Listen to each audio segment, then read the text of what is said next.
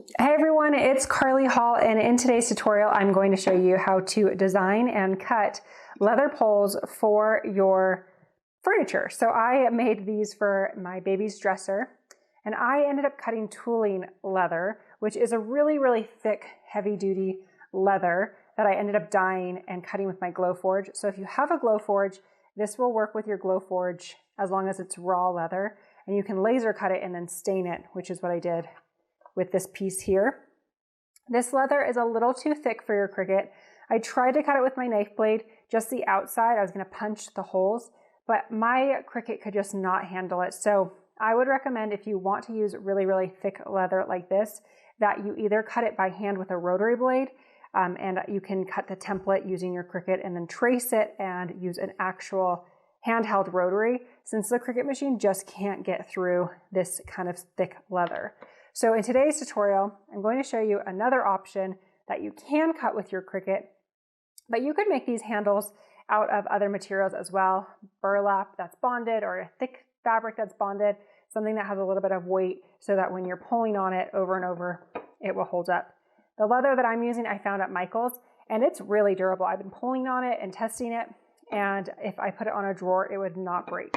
So that is an option that I will show you in today's tutorial. So before we get started, I wanted to talk about cutting your material. So since the Cricut machine is not a laser, I would recommend not cutting the little circle holes with your rotary blade. So I'm going to use my Cricut Maker and the rotary tool today. And in this one, I attempted to use the rotary blade on your machine, but it really shredded the material. So we're going to do something a little bit different, but I just wanted to address some concerns going into it. So this is the leather. It is genuine leather. It's just a little bit thinner. So you can pull on it really hard. It's going to hold up, just a little bit thinner than the tooling leather that I used, which there are some benefits and some negatives. Obviously, this one is more likely to break over heavy use, but it's also more pliable. So you really can get your hand under there and pull, whereas this one's a little bit more rigid. All right. To assemble the handles, we'll go over all of that. We're going to head over to Design Space first and design the actual cut file. In Design Space, you have a few options on how to design this file. So if you want to design it from scratch in Design Space, I would recommend starting on the Image tab here, then choose Browse All Images here, and search for Rounded Rectangle. This rounded rectangle here is the image that I would recommend using. It's very similar to the style that I designed, but you can really make your handle poles any shape that you would like. So if you want them to have more blunt edges, you don't want rounded edges, you can absolutely do that. So we're going to insert that onto the canvas. Now, these measurements will depend on your hardware that you need to put onto your piece of furniture. So for mine, my handle holes were 4.5 inches apart. So I knew that I wanted my handles to be about 6 inches long. So instead of just resizing this image to be 6 inches long, you'll see that it really skews those proportions and it doesn't make it really look the way that I want it to. So I'm going to show you the way that I was able to adjust this image to make it work. So I want my height of my handle to be 1.5 inches. The one I showed you at the beginning is 1.5 inches tall, which I really like. And then I want my width to be somewhere around 6.1 or 6.2. So we're going to take this image and I'm just going to line it up on the 1 inch mark to like the 5 inch mark so that it's exactly 4 inches in between the two marks. And then we're going to grab a rectangle and we're going to line it up. You can leave it a square or you can adjust it to fit over your image a little bit better. We're going to line it up with the 3 inch mark, which we know is 2 inches right in the center. Then I'm going to use the slice function. I have a full tutorial on slicing and how you use the slice function, so if you're interested in that, I will put that video in the description. But to slice, the image on the top can slice apart the image underneath it. You can only slice 2 images at a time, but it's a really handy function when you're trying to manipulate images. So we're going to highlight both images at the same time, and then we're going to choose slice. Now you'll see that the image slices apart into all these different components. So we don't need that gray rectangle anymore. And we have these two little half pill shapes. So I know I want my handle to be around 6 inches. So I'm going to drag this all the way over to just over the 7-inch mark. So that's what I want the full handle size to be. At the beginning of the video, I resized the height to be 1.5 inches. So I'm going to unlock the proportions here, and I'm going to adjust the height to be 1.5 inches rather. Sorry about that. I'm going to adjust the height to be 1.5 inches. Then I'm going to overlay this. You can kind of see what I'm doing here. And I'm going to highlight everything and align it center vertically. That will align everything perfectly together so that when I weld it together, that can create one long shape. And you can see that my size is exactly where I want it to be, 6.125. So once you're happy, and you can adjust this so that it is longer or shorter, whatever you'd like, you can highlight everything and weld it together. And now I have the perfect handle shape that you saw that I showed at the beginning of the video. Now, if that was too complicated for you, no problem. I also have designed a file on my website that you can just upload it to your computer. So I will add a link in the video description, and you can download that and upload it right to Design Space. In that file, it looks like this. It looks like a whole bunch of Band-Aids, and they come in and they're a whole bunch of different sizes so that if you have a wide set dresser where your holes are a little bit further apart, or if you have a narrow set where the holes are really close together, you can pick a smaller or wider set depending on what you need. I also left this piece at the bottom so that you can adjust it to whatever width you'd need as well. So we can ungroup those, and for example, I'll show you how this one works down at the bottom. We'll ungroup it again, and I can move these pieces to overlap. So I can adjust this to whatever size I need, and I can even delete that middle rectangle and make this super small if I want it to be super small, and then just align those together and then weld it. So it's a small little handle. So you have lots of options here, and you can pick whatever width works for you. We are going to stick with the one that's 6.125. I should adjust this so that it's exactly 6.125, and we'll delete the others. And you can see that this one, the brown one, was designed in Illustrator, and it looks very similar to the one I was able to achieve in Design Space. So even though Cricut Design Space, I don't love it for designing, you can manipulate images and get what you're looking for. All right, so we have our image from the blog, and I need to put some holes in it. Like I explained at the beginning, I don't recommend cutting these tiny holes with your Cricut machine. There's just some things that your Cricut is unable to do, and that's okay. We have other tools that we can achieve this with. So the post that I use, the hardware that's going to go through that leather, is 3/16 of an inch. So we are going to draw a circle that's 3/16 of an inch, which is 0.1875, and shrink that down. I have 2 holes for hardware, and they're going to be centered in the middle of this handle pole. All right, taking a look at the example, my holes from center to center, so the center line to this center line, is 4.5 inches wide. I decided to draw my circles exactly 4.5 inches apart, and you'll see that it has a little bit of give because leather stretches a bit. So even with this stiffer leather, I decided that I wanted this point to be exactly 4.5 inches, and then it kind of just puckers up a little bit. But if you want a more exaggerated pucker, and you want something like this, where it puckers out, instead of 4.5 inches, you would want to go a little bit wider, like 4.75, 4.8, so that it puckers out a little bit. So it really depends on what you're going for. I wanted something with a little bit less projection, so I decided to measure my holes from center to center to be exactly the size of the holes on the dresser. So your piece of furniture, let me unscrew this. So your piece of furniture should have holes on your drawer front, and you'll want to measure from the center to determine that width. So mine is 4.5 inches. So in Design Space, to tell Cricut that we want these to be 4.5 inches apart, we are going to use a square as a reference. So we'll unlock this, and our width will be 4.5 because we want those to be 4.5 inches apart. And then we'll just do 0.5 so we can easily see what we're doing. Now you'll take your circles and line that up. Let's scooch in here so we can see what we're doing. So Cricut has these little guides on their shapes. So when you highlight it, you can see that center line down the middle of your circle. And we want that middle line to match up with the edge of our guide. We'll do that on the same thing on the other side. And then we can delete that guide rectangle. Now we'll highlight both of these circles, and we want to align them so that they're vertically aligned perfectly. And then we can weld them together because we know that we want that to be one shape that stays together. You can also group or attach them, but weld is my favorite when I know that I don't need to adjust them.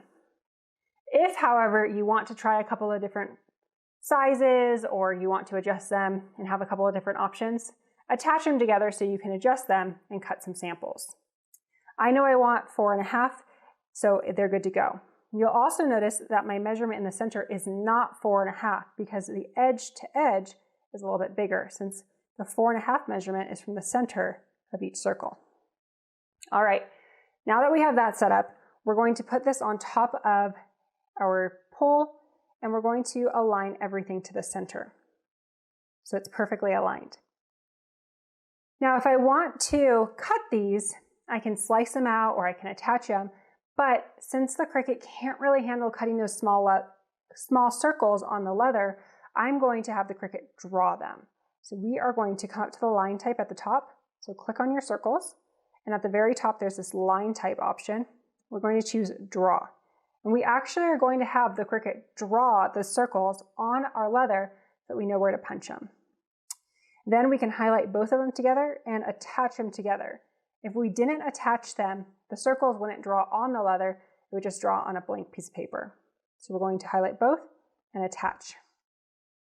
Now leather is expensive, so I recommend that you cut a template on either a piece of paper or on a scrap piece of fabric so that you have an idea of what it's going to look like before you start wasting that expensive material. So I've done a test cut already, so I'm going to show you how to cut it on the leather. So we're going to click Make It. And since I've cut a few tests already, I'm going to drag this down and position it onto our leather and then continue on. So the leather that I showed you from Michaels, I'll show you the packaging too. It comes wrapped around this, it's Art Minds, and I'll put a link in the video description, but it is genuine leather and it's 8.5 by 11. So it just comes wrapped around there. Again, I'll link it. But this specific leather, I'll tell you the setting that worked for me, but of course I would recommend doing a small test cut. So the setting that worked for me, I chose Browse All Materials, and then I searched for Extra, and we are going to choose extra heavy fabrics like burlap, and then click Done. I did adjust the pressure to more because this is genuine leather, so it is pretty thick. And then I have my pen tool that's going to draw the circles and my rotary tool that's going to cut. On the machine side, we're going to load in our pen. I'm using a Cricut marker. It's a medium tip. We'll just load that into our machine. And then I also rolled over my star wheels all the way to the edge so that they didn't damage my leather. Here's my piece of leather. We'll load that right into the machine and then we'll cut it.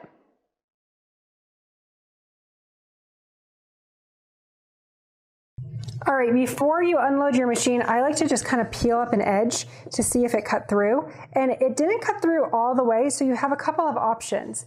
You can click the Cricut C button again, which you can't see on my screen, but you can click the C button again before you unload it, or you can cut it with some scissors. So for the first one, I just cut with some scissors because I was afraid that it wasn't going to roll over perfectly where the leather was. So it's up to you. I'm going to run it through again by clicking the Cricut C, and that will draw the holes again as well.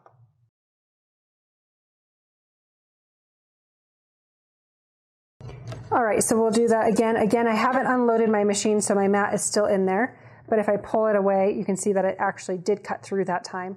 So that's a little tip. Just make sure you don't unload it until you're actually ready.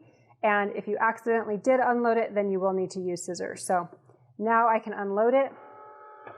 Don't forget to pop out your pen and cap that.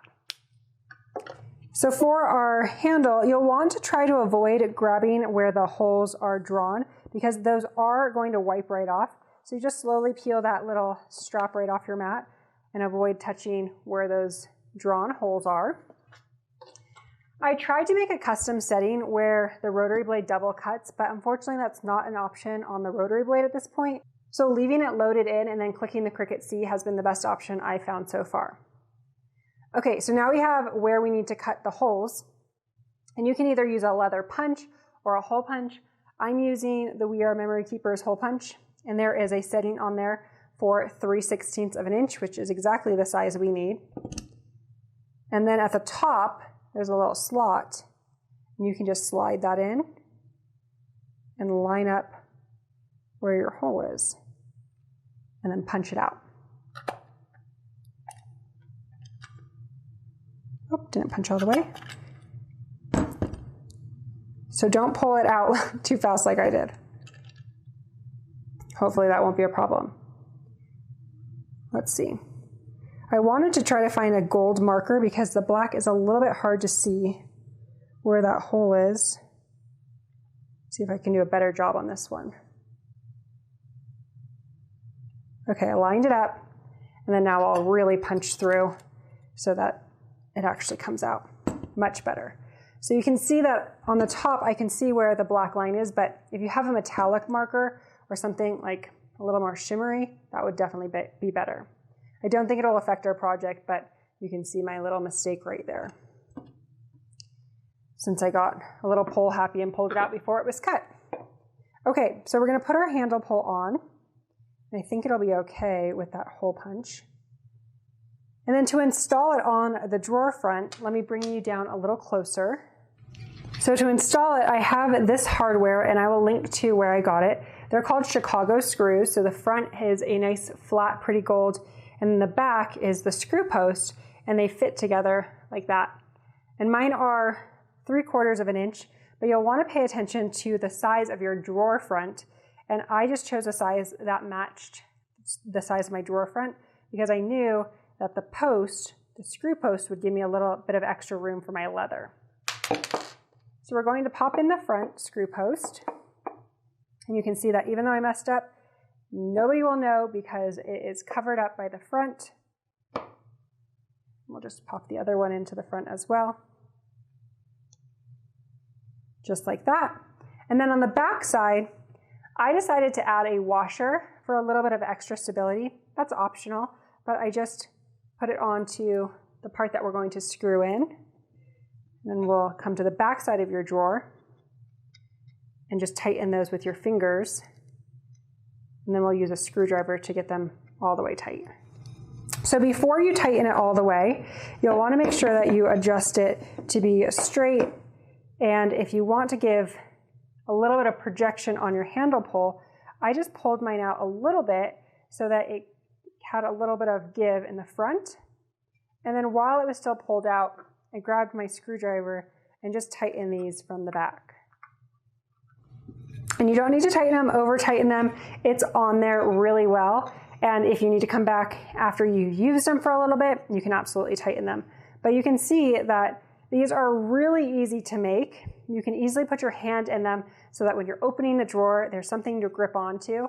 And the other fun thing that I did on my single poles, so I had a couple of drawers with just holes in the middle, is instead of doing them long ways, I actually turned them on the side and installed them upright like this so that I could pull the middle poles out like this. So you have a couple of different options that you can do with these types of poles depending on how your holes are installed on your dresser. So again, this is a 4.5 inch distance between the two holes, and then if you had a center hole, you could do something like this.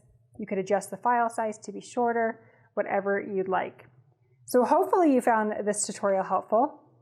If you did, make sure to like it, leave a comment and tell me what projects you're working on, and if you can use any of the tips and tricks in this video for your project. If you have any questions, make sure to leave those in the comments as well.